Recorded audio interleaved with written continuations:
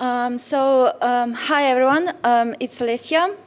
I'm going to talk about the building data center innovation through open source collaboration and open source R&D, and also provide you insights how Open Compute project can help with those. To set up expectations, I'm going to start with high level of the overview of how AI is impacting the industries and impacting our life. You have heard from these sessions yesterday and today from the keynotes from other tracks that AI is taking an important role in our lives.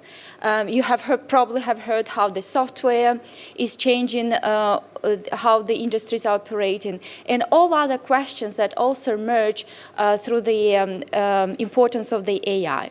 The second part will be on the data infrastructure. So basically, we will investigate how AI, HPC, impacting the data center infrastructure, what are the impact on the servers, on the racks, on the components, and what are some of the challenges and opportunities that our industry, data center industry, are facing due to the impact of AI.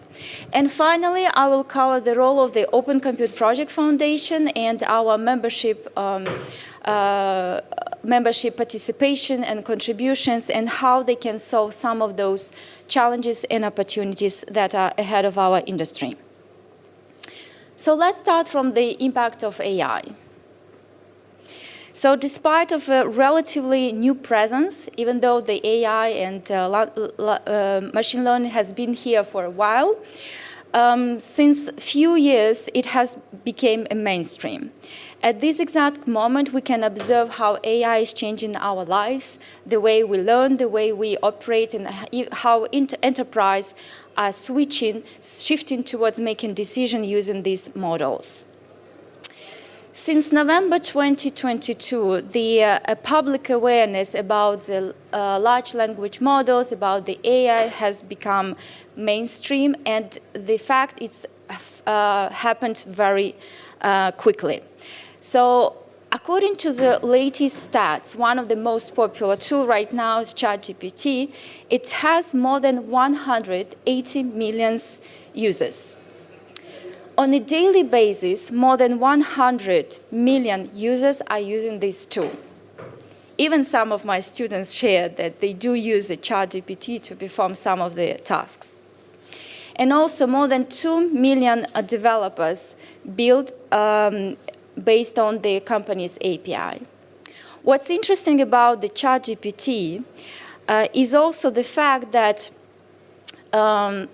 this application has reached that amount of users in a rapid time. So it took only 2 months for ChatGPT to achieve 100 million users.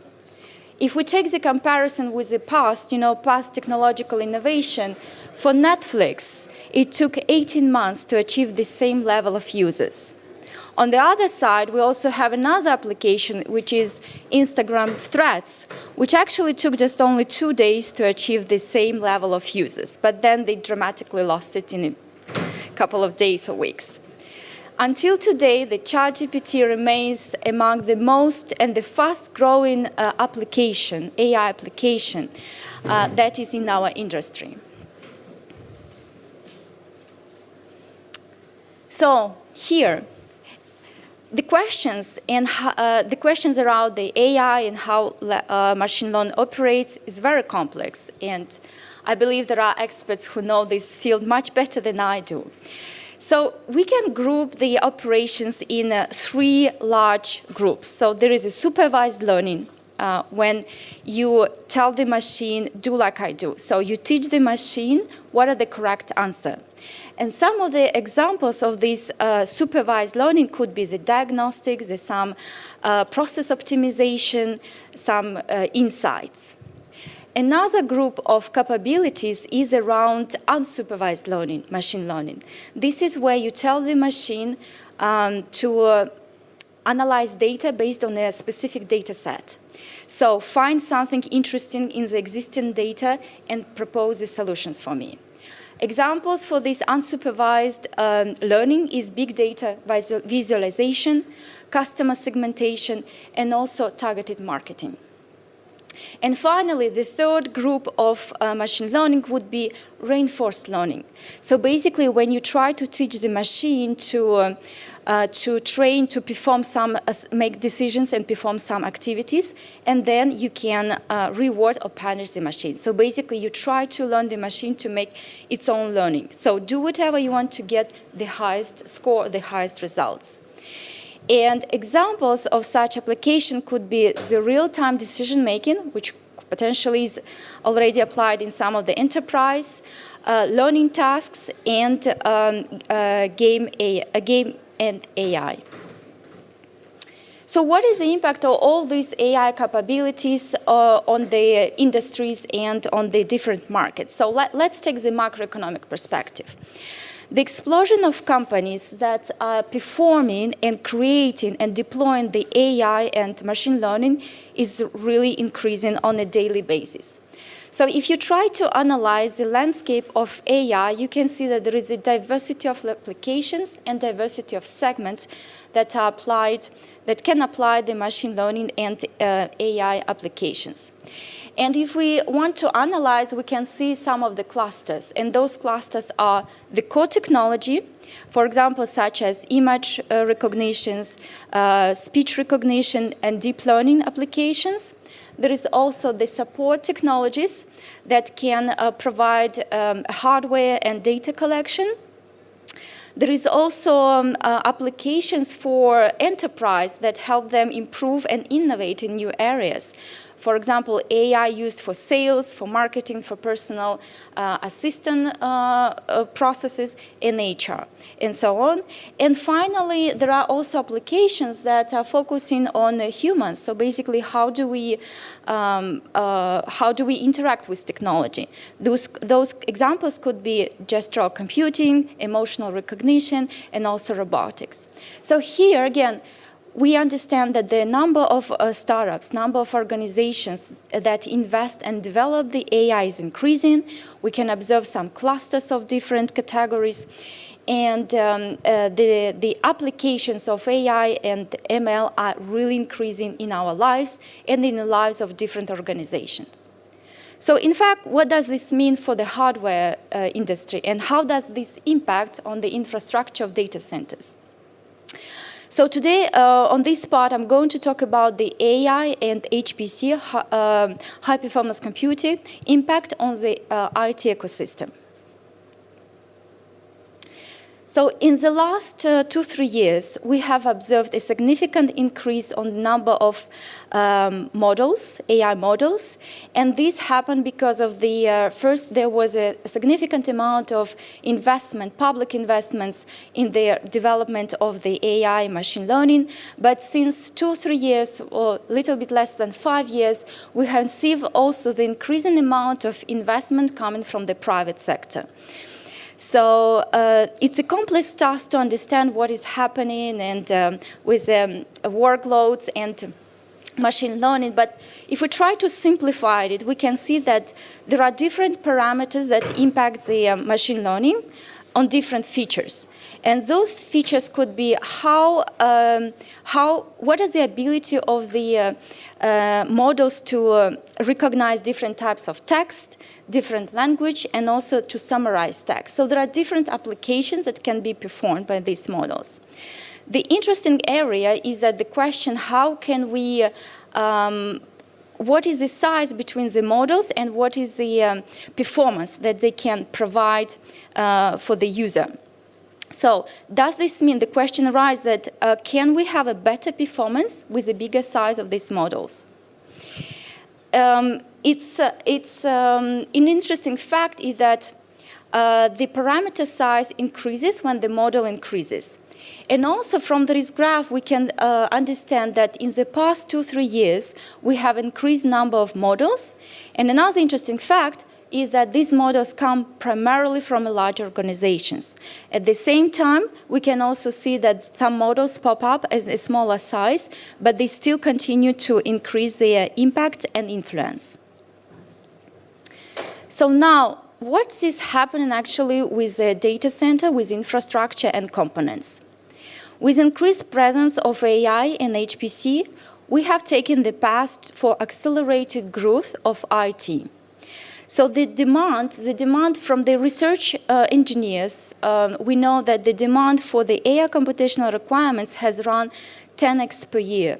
This means that, for example, the performance of a GPU needs to increase 10x each year. So it's quite a significant amount of capacity. The challenge in our industry today is that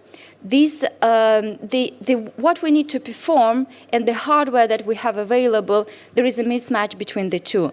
So our existing hardware does not have enough capability to support the computational needs, and especially if those computational needs are growing faster on the accelerated pace. So our IT community need to close the gap between what our emerging demands for the compute power and the compute infrastructure are, and what can we provide in the existing facilities today. Also, we know from our research engineers that the AI training has scaled increase, and the system and components performance need to increasing.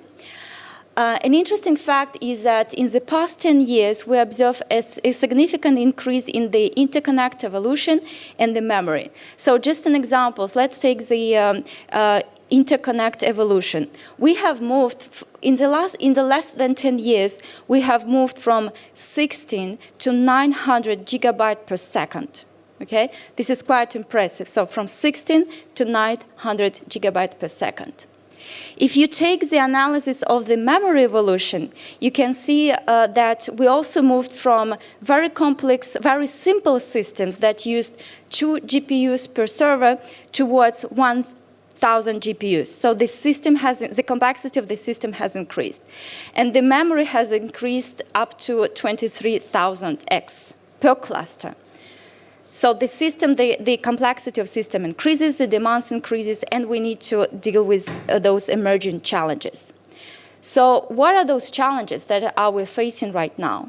So increased computational requirements calls for increased performance of racks and of the component, and as a result of the facilities. We also observe the increased demands for memory and storage. We need to have more capacity and more space, and our systems need to accept all these demands. We also need to have the reliable network and optical connectivity to make the transition faster and in a more reliable way. Another big question that is what's happening with cooling. As David mentioned, there is also the shift, and if facilities would prefer to stay on the air-cooled, they have hard times to switch easily towards alternative way of cooling. And finally, our industry also has the need to transition from a custom design towards more standardized solution that can allow us to deploy this solution at a larger scale.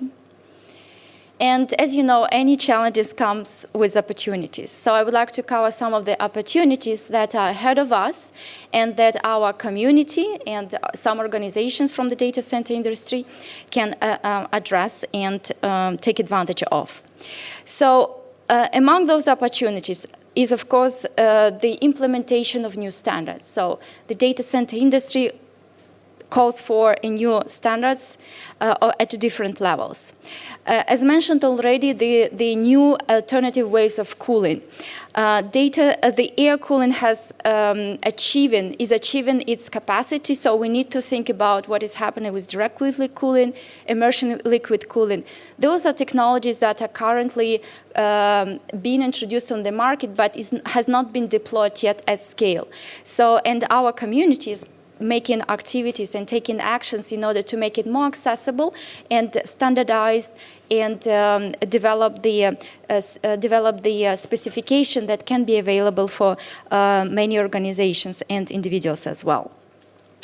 Another area is also, of course, about the sustainability, because we cannot develop new technologies that are not sustainable, and especially because of the legislation is calls for the need to have more sustainable capabilities of the data center. Also, the heat reuse capabilities that becomes more and more popular, and also David was talking about some of them, and the circular economy. And finally, the deployment at scale. We can deploy at scale if we have the standards, if we have the solutions that are available for many organizations and can be accessible for many individuals and many different communities. So some of those challenges and opportunities that we are facing right now can be addressed in the Open Compute Project Foundation in our community. So on this part of the presentation, I would like to cover how OCP can collaborate with members, with individuals, and develop data center innovation through collaborative R&D and open source hardware. So what is Open Compute Project? Open Compute Project, OCP, is a global collaborative community. So it's been created by Facebook, which is now Meta, Rackspace, Intel, Microsoft, with the purpose to create, to work on the open source hardware and to deploy the hardware solutions at scale. So today we count more than 300 members in our community. We have more than 6,000 engineers who contribute, who work on different projects and at different work streams, and who help us develop those solutions that can be deployed in the data center. So our mission is, of course, to share innovations, to make them available for all. The innovation that comes from the hyperscale can be deployed. Our mission is to develop standardized solutions and drive industry standards, also share the best practices from our members, and also allow the rapid adoption and transformation of our industry through the open source hardware and open source collaboration. Today, our member companies are Google, Meta, Microsoft, Intel, and also Andy Bechtolsheim. As mentioned, we had a number of organizations, and on this slide you can see some of the logos of these companies. We are covering the whole spectrum of organizations, starting from those who provide the components, those who provide the IT equipment for data centers, those who use the equipment, also software providers, telecom, enterprise, and cloud solution providers, and co-location facilities. So how, in fact, the Open Compute Project and our members can address some of these challenges and opportunities that I was talking earlier in my presentation?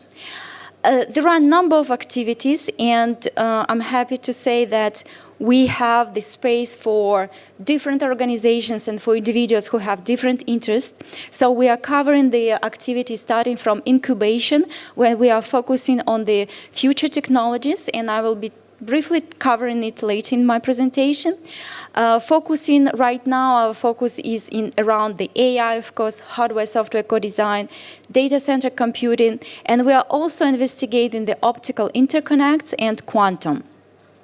For those organizations and individuals that are interested in the current industry challenges and opportunities, there are different OCP projects that are focused on specific needs. For example, you can see them here. We have the server, we have the network, storage, we have the cooling projects, firmware management, circular economy, sustainability and data centers, immersion and liquid cooling. So for those who are really focusing on a specific need of the industry or data center, you can join some of these groups and see how you can collaborate and contribute.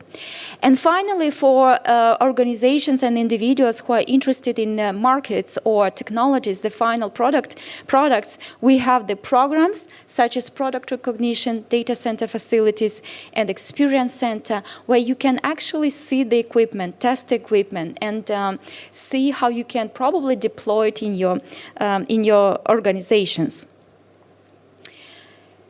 If you are still not convinced about why it's important, why open source is important, I would like to give you some of the arguments.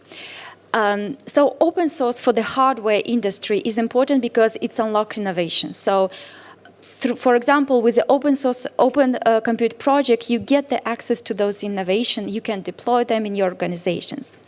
The open source also provide the safety, security, and efficiency. So those solutions are perceived to be more secure and easily manageable and adaptable towards your needs. Open source also allows to introduce the industry standards and develop solutions or deploy the solutions that are based on the industry standards and recognized by other members. It also allows for large-scale deployment, and finally, it attracts the best experts and best-in-class talent. So you can interact with the individuals through the open source communities. Talking specifically about the open source hardware, here you can see some of the results from the studies. So open source hardware, the OCP hardware, has improved efficiency, reduced energy consumption, it has low operational cost, and you can benefit from the open source hyperscale innovation, which we try to make it available for many organizations. And if you are curious where to find this OCP solution, we have an answer for you. So the OCP solutions can be found on our OCP marketplace, which has the integrated solutions, facilities, telecom and edge applications, and products. So if you want to get connected with those companies who deploy and provide the solutions, just go on our website and you can get in contact with those organizations. If you're interested in the future opportunities and challenges, I would like to welcome you to join the Future Technologies. So under the Future Technologies, we have two programs. There is a Future Technologies initiative. So the purpose of this initiative is to bring the academic research and industry partners together to collaborate on addressing long-term challenges and opportunities in the data center and accelerate productization. At this moment, we have the AI hardware software co-design group, we have a data-centric computing, and we are investigating quantum and optical. We successfully transitioned the cloud service model. This is our results from the past global summit. So we transitioned this work stream towards the OCP project, and now our industry members can carry on with the commercialization and productization of these applications that came from the Future Technologies workstream. The second big part of the Future Technologies is the symposium that we run twice per year, one at the regional summit and one at the global summit. So we invite people from startups, from research industry and academia to participate in the symposium to present their paper or presentation, or it can be a technology demonstration, and talk about the potential future technologies that can be applied in the OCP. And for those who are interested, we still have the call for papers and call for technology demonstration open. So you can submit for the regional summit or for the global summit later this year.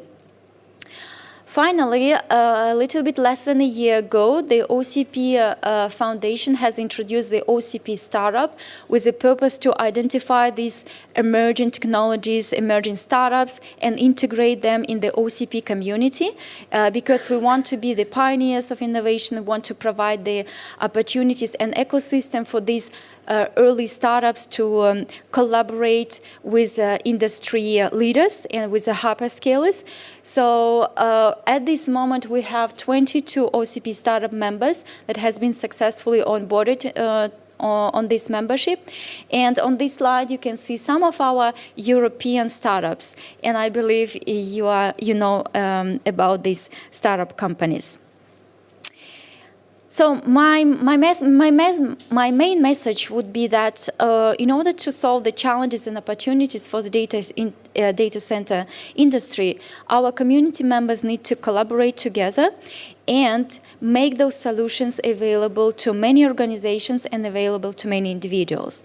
And of course, this specification, this contribution should be done within the OCP tenets. And our tenets are that technology should be efficient, scalable, they should create the impact, they should be open specifications, and they should be made within the approach of sustainability in the data center.